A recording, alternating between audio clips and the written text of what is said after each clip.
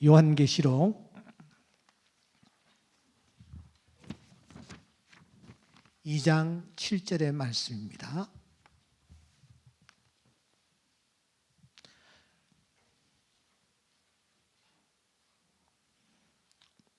다 같이 읽겠습니다. 시작. 귀 있는 자는 성령이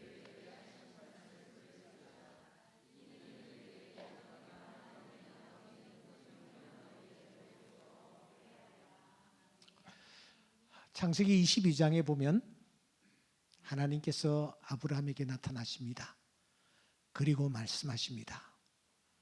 내 독자, 내 아들 이삭을 나에게 바치라고요. 그런데 여러분 성경을 보시면 이 아브라함이 그 말씀 앞에서 토 하나 달지 않고 자기 아들을 하나님 앞에 바치죠. 그것도 조금도 주저함이 없이 하나님 앞에 드리는 것입니다. 여러분 어떻게 그렇게 쉽게 아들을 바칠 수 있었을까요? 하나님의 음성이 나에게 내렸다면 나는 어떻게 반응을 했을까요? 어떻게 그렇게 쉽게 하나밖에 없는 아들을 갖다 바칠 수 있었을까? 그 이유가 무엇이었을까? 이 부분에 대한 대답은 이것입니다.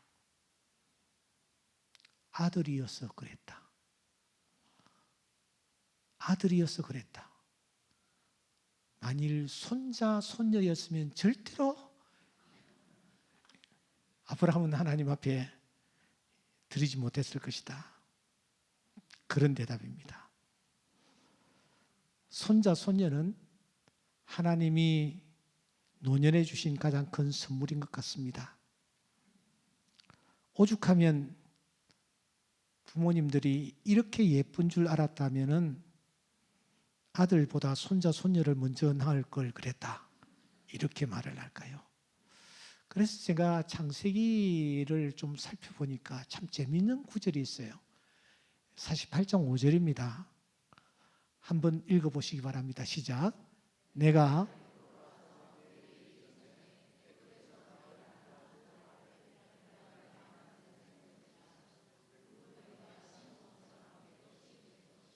무슨 뜻입니까, 여러분? 제가 한번 천천히 읽어볼게요. 내가, 내는 누구죠? 야곱이 말합니다. 내가 애굽으로 와서 너에게 이르기 전에, 요셉에게 이르기 전에, 아들 요셉에게 이르기 전에 애굽에서 뭐요? 누가 나왔습니까? 요셉이 낳았죠? 요셉이 낳은 두 아들 이름은 뭐예요? 에브라임과 므낫세는 뭐라고요? 내 것이라. 루벤과 시므온처럼 내 것이 될 것이요. 그렇게 말씀합니다. 그러니까 야곱이 지금 손자 에브라임과 므낫세를 어떻게 합니까? 믿음으로 입양을 하고 있습니다. 아들처럼 받아들인다. 그런 뜻입니다. 이 말의 뜻은 그만큼 손주가 귀하다 하는 것입니다. 야곱이 손자 둘을 촌수를 파괴하면서 아들로 입양하고 있는 것입니다. 손주가 오죽 좋았으면 그랬을까요? 이렇게 옹냐옹냐 하다 보니 손주의 특징 중에 하나가 무엇이냐? 버릇이 점점 없어지는 것이 특징입니다. 말을 잘 듣지 않는 것입니다. 아빠, 엄마가 볼 때에 그 손주가 할아버지, 할머니 때문에 버릇이 나빠진다. 그렇게 보는 것입니다. 제가 지금 하고 싶은 얘기는 이것입니다. 종교개혁자 칼빈은 교회를 어머니라고 했습니다. 그렇다면 오늘 우리는 누구입니까? 신랑이신 주님과 그리고 신부되는 교회 사이에 태어난 자녀들입니다.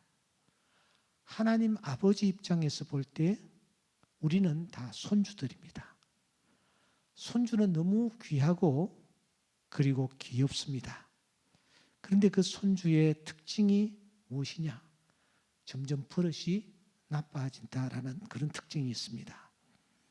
오늘 우리가 성경을 읽었는데 계시록은 7교회를 향한 사자의 권면입니다. 에베소 교회, 스무나 교회, 버가모 교회, 두아디라 교회, 사대 교회, 빌라델비아 교회, 그리고 마지막 라오디게아 교회죠. 이 7교회에 주시는 말씀들이 다 다릅니다. 그런데 그 7교회에 주시는 말씀 가운데 공통적인 말씀이 있습니다. 그것이 무엇이냐? 귀 있는 자는 성령이 교회들에게 하시는 말씀을 들을지어다. 귀 있는 자는 성령이 교회들에게 하시는 말씀을 들을지어다. 귀 있는 자는 성령이 교회들에게 하시는 말씀을 들을지어다. 계속해서 이 말씀을 하십니다. 이 말씀의 뜻이 무엇입니까? 안 듣는다라는 것입니다. 안 들린다라는 것입니다. 말세에 교회들의 특징이 무엇인가? 안 들리는 거예요. 아니, 안 듣는 거예요. 이것이 오늘 성도들을 향한 하나님의 안타까운 음성이라고 할 수 있습니다. 사무엘상 3장에 보시면 엘리와 사무엘이 등장을 합니다. 그런데 엘리의 귀에는 하나님의 말씀이 들리지를 않았습니다. 사무엘 귀에 들리는 하나님의 말씀이 엘리의 귀에는 들리지 않았던 것입니다. 말세의 특징이 무엇입니까? 말세의 특징은 귀가 가리워서 자기의 사욕을 따를 스승을 많이 둔다. 귀가 가리다라는 말은 귀가 막혀 있다라는 것입니다. 마지막 시대에 주님이 우리를 향하여 간절히 소원하는 소원이 있습니다. 그것은 제발 좀 들으라는 거예요. 들렸으면 좋겠다. 내가 말하는 음성 들렸으면 좋겠다. 들리기를 원한다. 그래서 제가 성경 전체를 좀 찾아보면서 하나님이 어떤 음성을 우리에게 들려주시는가? 하나님이 우리가 듣기를 간절히 열망하시는 음성이 무엇인가? 크게 3가지가 있다고 저는 보았습니다. 여러분, 이 음성이 들릴 수 있기를 주의 이름으로 축원합니다. 하나님이 우리 귀에 들려주시려는 음성이 있습니다. 그 첫째가 무엇이냐? 내가 어디 있느냐? 따라해 봅시다. 시작. 내가 어디 있느냐? 이것이 하나님이 우리에게 들려주시는 첫째 음성이라고 저는 생각합니다. 하나님께서 에덴 동산에 아담에게 나타나셔서 하신 말씀입니다. 창세기 3장 9절에 보시면 아담을 향하여 말씀하십니다. 내가 어디 있느냐 하는 것입니다. 여러분, 이 음성만 우리가 들을 수만 있다면 하나님 앞에서 우리는 부끄러울 것이 없는 삶을 살아가게 될 것입니다. 한경직 목사 되게 했던 말씀은 성경의 많은 말씀이 아니었습니다. 바로 창세기 3장 9절의 말씀이었습니다. 아담아, 내가 어디 있느냐? 이 음성을 그가 늘 들었던 것입니다. 어떤 자리에 있을지라도 들었던 것입니다. 오늘 이 자리에 참석한 이 옥목사를 위시하여 우리 모두에게 이 주의 음성이 들리는 은혜가 있기를 소원합니다. 성서가 내가 어디 있느냐?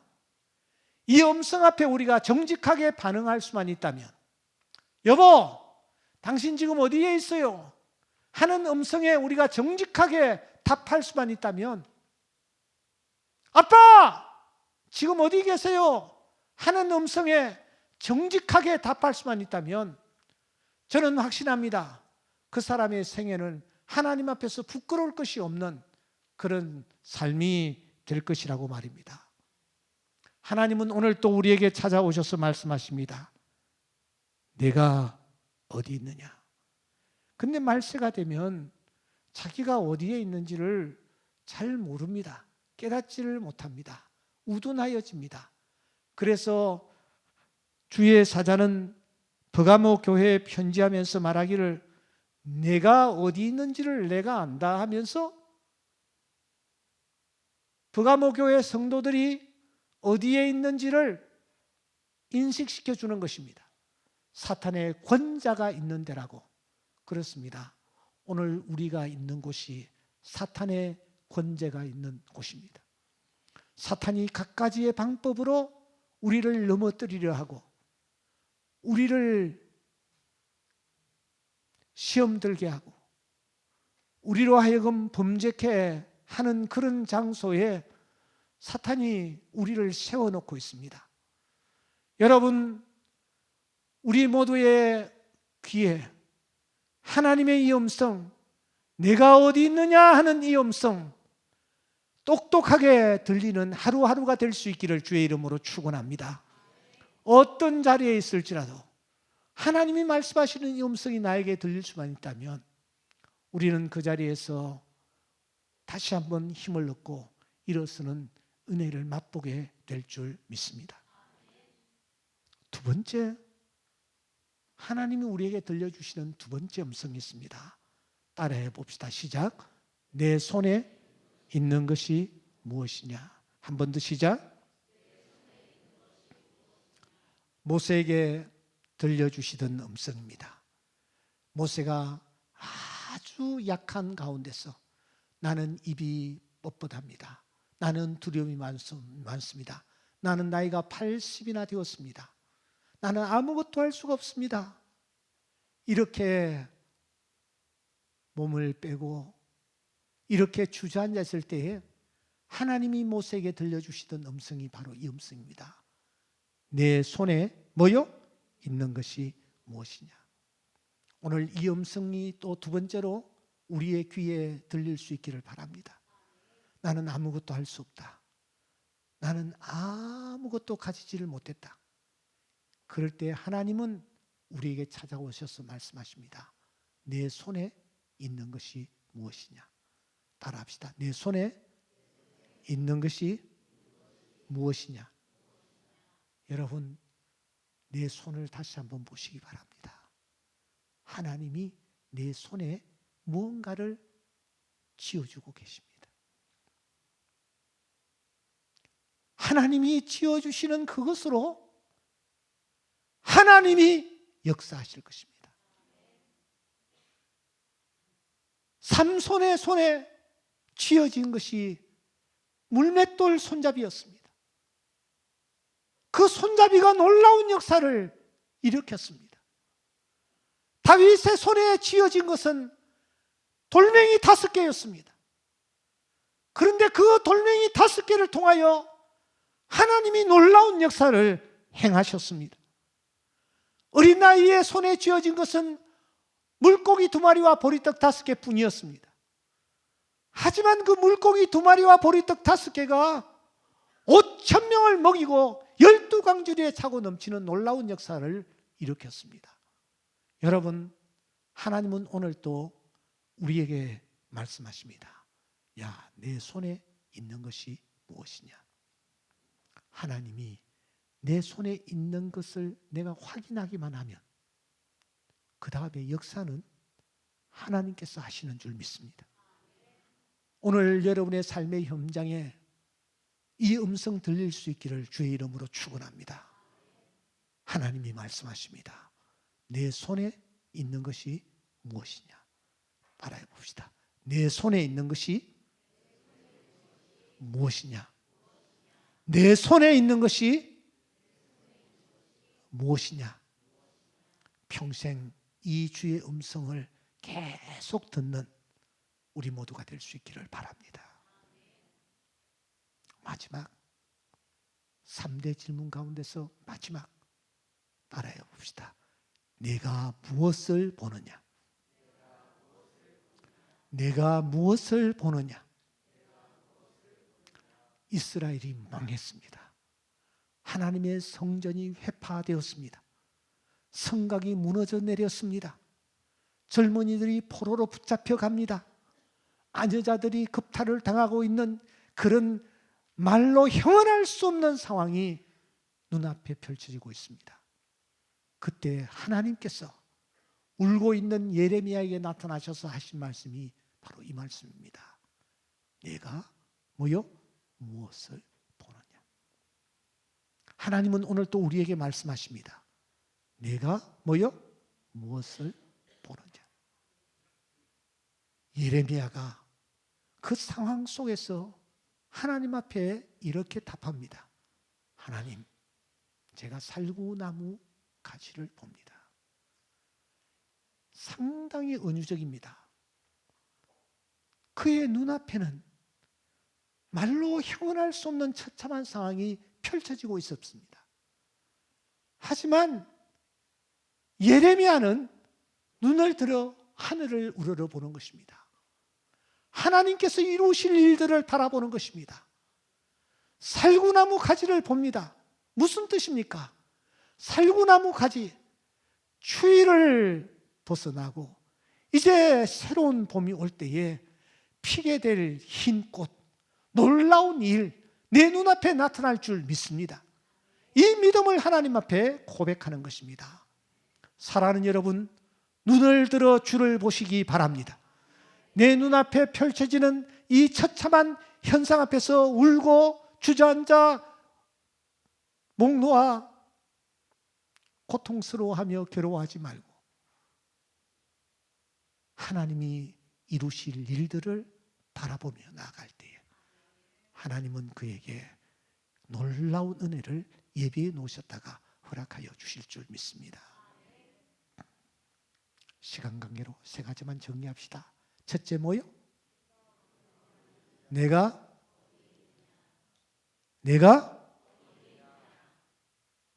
이 음성 매일 들릴 수 있기를 바랍니다. 두 번째 뭐요? 내 손에 있는 것이 무엇이냐? 내 손에 있는 것이 무엇이냐? 여러분 자세히 보십시오. 있습니다. 아무것도 없지만 있습니다. 그래도 남편이 있지 않습니까? 자녀가 있지 않습니까? 아내가 있지 않습니까? 하나님이 계시지 않습니까? 하나님은 오늘 또 우리에게 내 손에 있는 것이 뭐요? 무엇이냐? 세 번째 하나님은 뭐요? 내가 무엇을 보느냐? 눈앞에 나타나고 있는 처참한 현실을 보지 말고 살아계신 하나님, 오늘도 역사하실 하나님, 우리에게 좋은 것을 허락해 주실 하나님, 그 하나님을 믿음의 눈으로 바라볼 때에 하나님이 역사하시고 하나님이 일하실 줄 믿습니다. 곽순구 집사님, 스탠드 플리즈. 일어서십시오. 첫째 뭐요? 좀 크게. 둘째,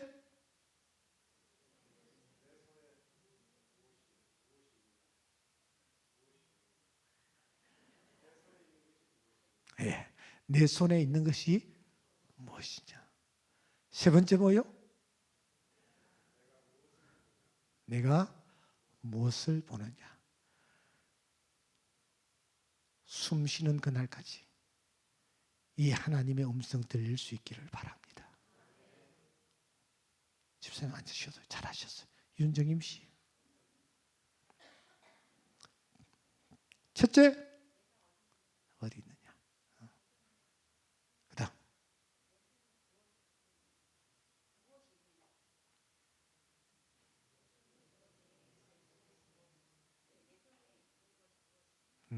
내 손에 있는 것이 무엇이냐? 세 번째, 내가 무엇을 보느냐?